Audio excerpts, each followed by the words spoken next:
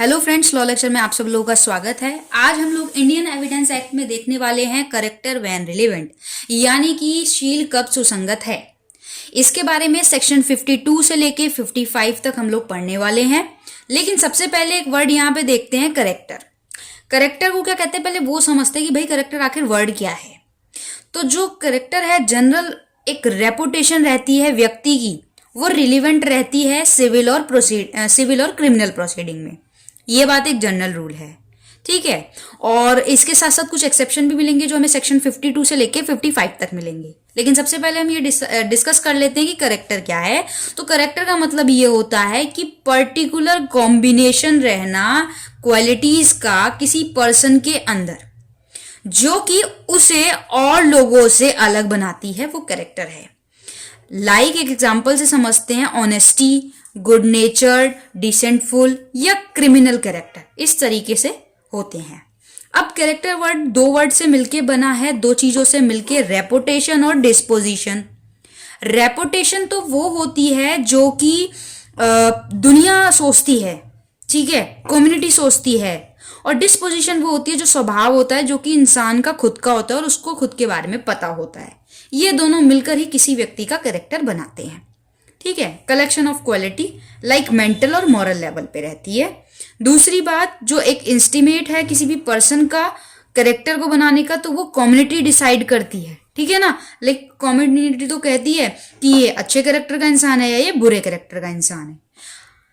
उसके बाद सेक्शन 52 में लिखा है कि जो सिविल केसेस हैं उसमें जो कैरेक्टर रहेगा टू प्रूव रहेगा कंडक्ट इम्प्यूटेड, वो इररिलेवेंट रहेगा। यानी कि जो सिविल प्रोसीडिंग है उसमें व्यक्ति का गुड कैरेक्टर हो या बैड कैरेक्टर हो, वो नॉट रिलेवेंट रहेगा, रिलेवेंट नहीं होगा।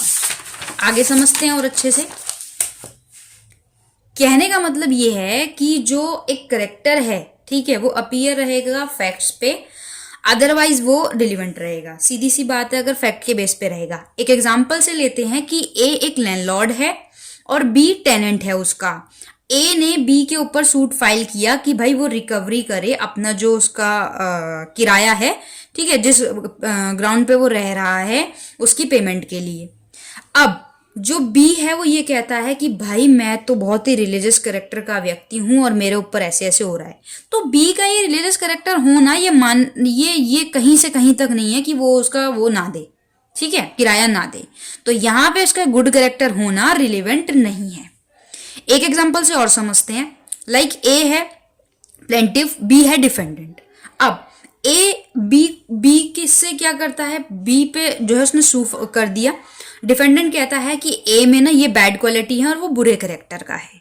तो यहाँ पे ये बात अलग रहेगी कि वो बुरे कैरेक्टर का है या अच्छे कैरेक्टर का है। तो ये फैक्ट एंड इशू में जाएगा कि क्या, ये प्रश्न हो गया कि क्या वो गुड कैरेक्टर का है या क्या वो गुड कैरेक्टर का नहीं है।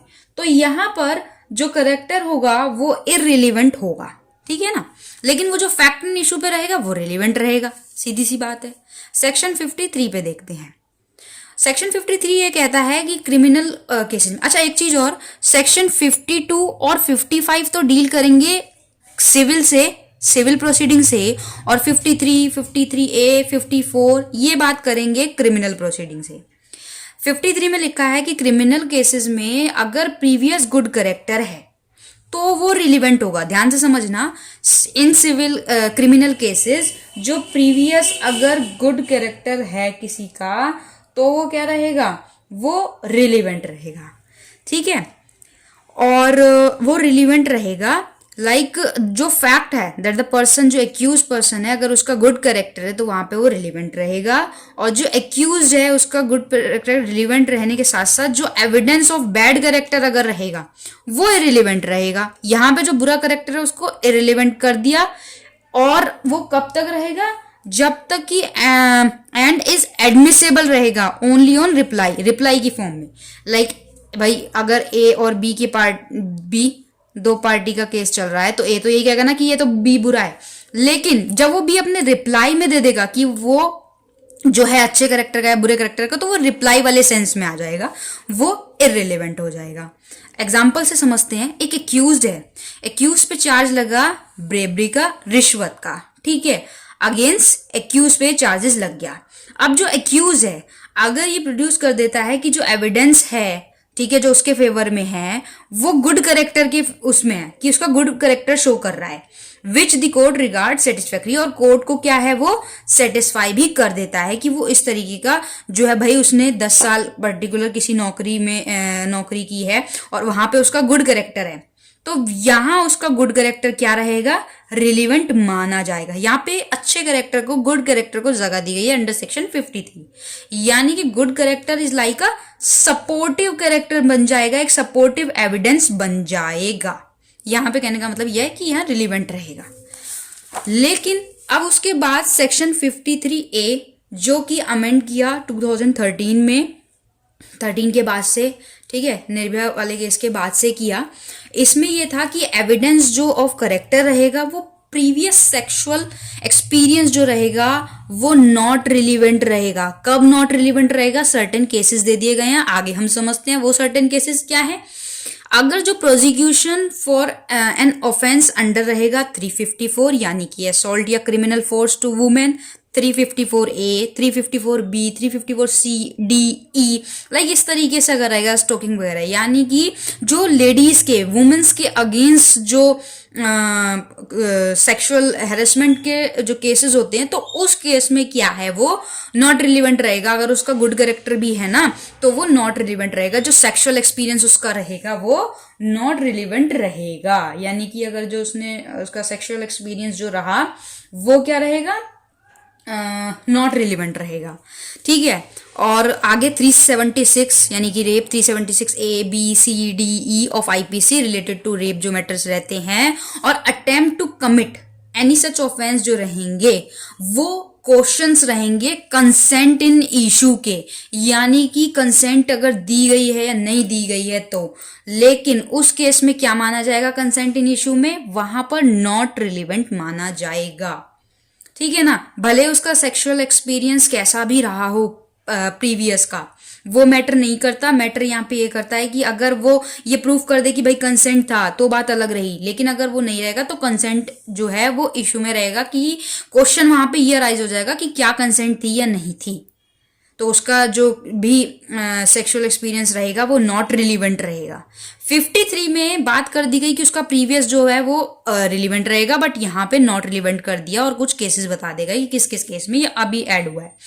उसके बाद सेक्शन 54, सेक्शन 54 ये कहता है कि प्रीवियस बैड करेक्टर, अब तक हम गुड देख रहे थे, previous bad character not relevant accept in reply, यानी कि क्रिमिनल प्रोसीडिंग अगर चल रही होगी और जहां पर ये फैक्ट रहेगा कि जो एक्यूज्ड पर्सन है उसका बैड करेक्टर है, वो इररिलीवेंट रहेगा अनलेस, जब तक कि जो एविडेंस है वो ये प्रूफ ना कर दे कि उसका character, which case it become relevant, उस केस तक उसका जो कैरेक्टर है वो रिलीवेंट रहेगा। सिवाय जो रिप्लाई है, रिप्लाई में होने के जो सिवाय उसका जो प्रीवियस बैड करेक्टर है वो क्या कहते हैं आपका रिलीवेंट माना, नॉट रिलीवेंट होगा, यानी कि वो रिलीवेंट नहीं माना जाएगा। रीजन ये है इसका कि जो प्रोसिक्यूशन है उसको मस्ट प्रूव रहेगा कि वो गिल्ट है ऑफ एक्यूज, जो नेसेसरी एविडेंस है इन सपोर्ट ऑफ चार्ज की। एक्सप्लेनेशन से समझते हैं, ये सेक्शन जो है अप्लाई नहीं होता वहां पर जहां पर बैड करेक्टर की बात की गई है किसी पर्सन की, या जहां पर फैक्ट इन इशू की बात की गई है। एक्सप्लेनेशन 1 ये कह रहा है। एक्सप्लेनेशन 2 ये कह रहा है कि जो प्रीवियस कन्विक्शन रहा रिलीवेंट रहेगा, वो रिलीवेंट एविडेंस रहेगा बैड करेक्टर के, यानी कि अगर कोई पहला इस तरीके का कोई भी मामला है या पहले वो कन्विक्ट बन गया है, कन्विक्शन रहा है, तो उसका जो बैड करेक्टर होगा वो एज अ एविडेंस के रूप में जो है रिलीवेंट होगा, अदरवाइज वो नॉट रिलीवेंट होगा।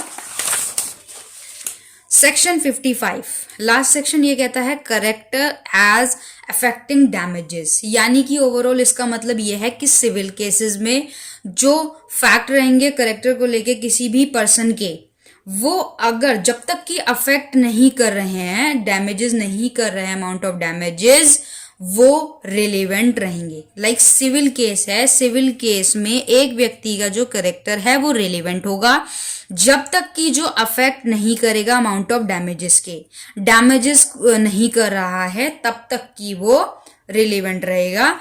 An example breach of contract, cruel या इमोरल, जब तक वो ये नहीं है, ठीक है, तो इस केस में क्या माना जाएगा, अमाउंट ऑफ डैमेजेस, सामने वाले को जब तक डैमेज नहीं कर रहा, ठीक है, जैसे वो डैमेज कर रहा है, लाइक ब्रीच ऑफ कॉन्ट्रैक्ट कर रहा है, क्रूल कर रहा है, इमोरल कर रहा है, तो वहां पर वो रिलेवेंट हो जाएगा। याद रखना ये सिविल की बात हो रही है यहाँ पे। तो ये है, ठीक है। तो चैप्टर 2 यहाँ पे खत्म होता है आज। चैप्टर 2 यानी कि सेक्शन 5 से लेके सेक्शन 55 तक, जिसमें हम लोगों ने ये देखा कि रिलेवेंसी ऑफ फैक्ट क्या है, स्टेटमेंट क्या है, जजमेंट क्या है, ओपिनियंस देखे, ठीक है, करेक्टर जो कि आज हमने देखे। सो होप सो चैप्टर 2 आपको पूरा समझ में आया होगा। वीडियो अच्छी लगे तो लाइक करना, चैनल पे नए हैं तो चैनल को सब्सक्राइब करके बेल आइकन प्रेस कर देना। Thank you.